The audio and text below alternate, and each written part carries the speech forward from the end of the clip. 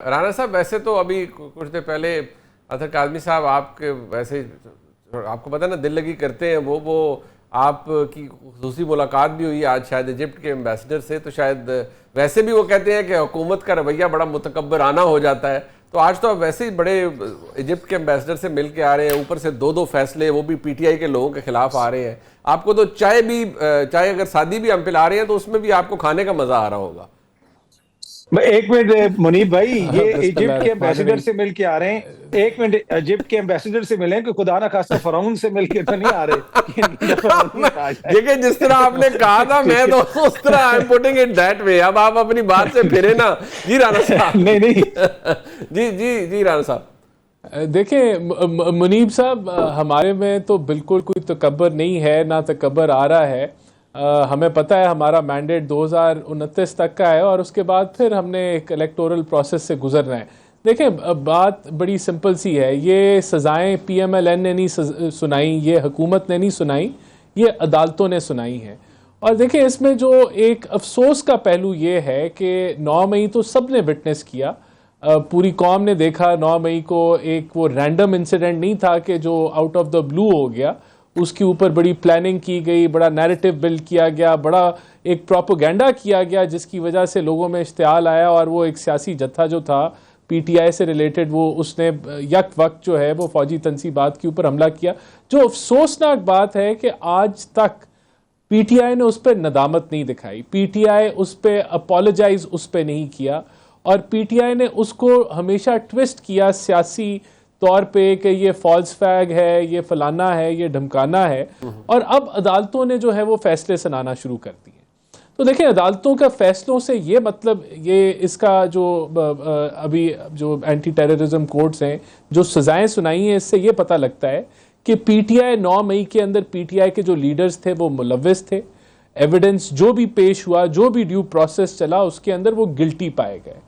आज भी पीटीआई ये कह रही है कि जी ये तो हमारे साथ सियासी इंतकाम लिया जा रहा है, ये तो जी 5 अगस्त का जो हमारे जलसा हो रहा है उसको ये मेलो डाउन किया जा रहा है, इनको कटहरे पे खड़ा किया जा रहा है। नहीं, 9 मई को जो हुआ था वो हजम नहीं किया जा सकता था, उस पर मिट्टी नहीं डाली जा सकती थी, उसके ऊपर आंखें बंद नहीं की जा सकती थी, क्योंकि अगर कर ली जाती तो फिर तो यहाँ कोई अदारा ना रहे, यहाँ तो मुल्क जो है वो इंतशार फैलाने की जो है वो कंपटीशन शुरू हो जाए, और जो जिसका जत्था लेके जो चीज आग जलाओ घिराओ करके जिस मर्जी चीज को आप गिरा देंगे तो वो फाते होगा, वो जो है वो जीतेगा सियासी तौर पे। तो नई रेस शुरू हो जाती और अदारे खत्म हो जाते। तो ये मैं समझता हूं कि देखें, हमें इसको आज भी ये कहें कि जी ये कोई टारगेटिंग होगी, फलाना हो गया, नहीं।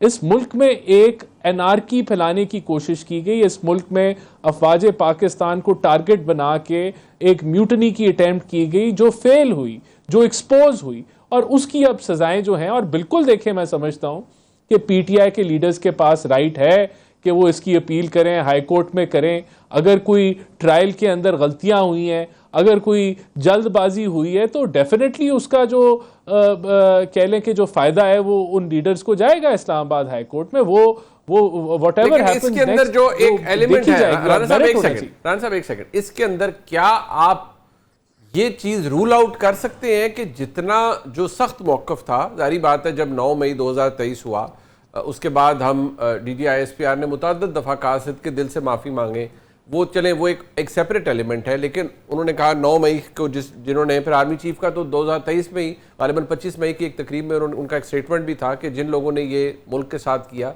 उनको कानून के मुताबिक सज़ा दिलवाई जाएगी। क्या हम इस बात को रूल आउट कर सकते हैं कि इस पूरे प्रोसेस में एक गुस्से, एक बरहमी का एलिमेंट भी मौजूद है? रियासत पाकिस्तान के अंदर या रियासत पाकिस्तान के इदारों में गुस्सा भी है? देखिए, मैं समझता हूं कि ये पाकिस्तान का जो जुडिशल निज़ाम है और जिस तरीके से यहाँ तर्ज हुकूमत है, वहाँ ये आप बिल्कुल सवाल आपका वैलिड है, इसका जवाब शायद हाँ हो। लेकिन अगर इस मुल्क में जुडिशल निज़ाम बॉटम पे ना होता तो यानी कि ये सवाल आपका फिर वैलिड ही ना होता। फिर देखें, लोगों को 2 साल ना लगते सजाएं सुनाने में। यहाँ इस मामले के ऊपर इस तरह ये पोलिटिसाइज ना होता है, इस पर सियासत ना की जाती, क्योंकि हमारा जुडिशल निज़ाम इतना रोबस्ट नहीं है या वो उसमें कोई कह लें कि 90% बेहतरी के इम्कानात हैं, तो गुस्सा तो हर एक को चढ़ता है। जिसका काम जुडिशरी में चला जाए वो उसमें वो गुस्सा पाया जाता है। और ये जो है उसकी वजह ये कि यहाँ इंसाफ मिलता ही नहीं है लोगों को।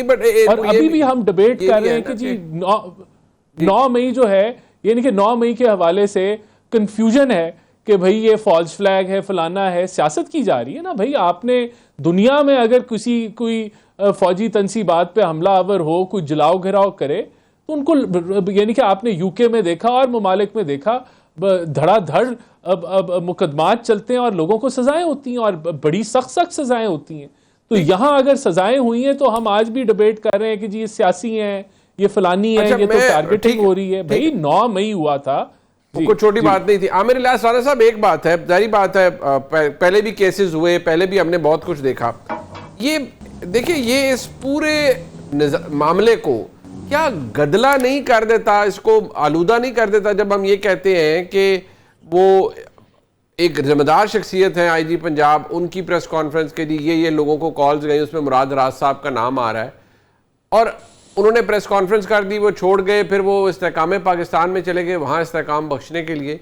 आज उनका कोई नाम लेने वाला नहीं है, ना ही कोई कह रहा है कि वो थे। अभी खदीजा शाह साहिबा का जिक्र अतर कादमी साहब ने किया, तो जो खातून ऊपर बैठी थी उनका कोई जिक्र करने का नहीं है कि जी वो भी शामिल थी, क्योंकि जज साहब ने तो लिखा है कि एक तो ये कि जो लोग वहाँ पर मौजूद थे वो वाइकेरियसली लायबल हैं, ये सरगोदा वाले केस के अंदर के जो एक्शंस हो रहे थे। नंबर 2, उन्होंने ये भी लिखा है कि कोई स्पेसिफिक एक्ट की ज़रूरत नहीं है कि आप वहाँ, आपका वहाँ होना मतलब काफ़ी है अगर आप किसी फसाद के अंदर हैं तो। ये तो सरगोदा वाले जज साहब ने लिख दिया है। यहाँ फिर ये क्या इस कानूनी मामले को सियासत की नज़र नहीं कर दिया गया आपके नज़दीक? देखें, वो अथर भाई हमारे फरमा रहे थे कि ये बाटा का रेट है और ये इल्मी और कानूनी बहस होनी चाहिए। वैसे तो कलमी आम, देसी आम, सब्ज़ी, फ्रूट की शॉप पे तो हम नहीं ना बात कर रहे, हम तो मीडिया पे बात कर रहे हैं और हम बात कर रहे हैं हक़ाइक़ की। सारी दुनिया, बरतानिया, अमेरिका समरी ट्रायल चलाते हैं। बरतानिया ने तो रात तक सजाएं दे के बच्चों को भी नहीं छोड़ा था और अब भी नहीं वो छोड़ रहे जब सोशल मीडिया पे कोई इस किस्म की एक्टिविटी हो। तो यहाँ पे जो पंचायती बंदयालवी अदालतें मौजूद थी, गुड टू सी यू वाली, ये आते बिगड़ियाँ वहाँ से लोगों को ज़मानत पे ज़मानत दे ज़मानत करके ना तो ड्रामा बन गया कि जो भी मर्जी कर लो, ज़मानत तो हमारी हो जानी है, क्योंकि गुड टू सी यू वाले बैठे हुए हैं। जब वो माहौल बदला और फिर आपको पता है कि सरगोदा के एक जज साहब ने एक इदारे पे इल्ज़ाम लगा दिए कि मुझे थ्रेट कर रहे हैं, फलां कर रहे हैं, जिनको ये नज़र नहीं आ रहा था कि PF बेस पे जिन्होंने हमला किया उनकी ज़मानतें कैसे दे रहे हैं। उन्होंने, मैं ये नहीं कह रहा कि वो उसकी बुनियाद पे थ्रेट था, लेकिन बजाय काम करने के वो सियासत में चले गए। तो उनको फिर बदला भी गया ना इसी बुनियाद पे कि भाई आप अपना फैसला देना, आपको चाहे वो सुप्रीम कोर्ट का जज हो, चाहे वो कोई लोअर जुडिशरी का हो, वो कोई भर्ती तो नहीं किया गया ना, टेस्ट इम्तिहान दे के लोग आए हैं और फिर इस मनसब के लिए फिर ये जवाब देना कि धमकी दे रहे हैं, फिर इन धमकियों को सुनना है, आपको सिर्फ इंसाफ फराम करना है।